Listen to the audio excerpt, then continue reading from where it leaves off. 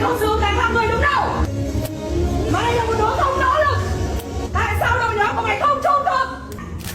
Được rồi ạ. Tại sao đội nhóm của mày cho đến giờ phút này mày vẫn chưa bùng nổ? Hả Tuyết?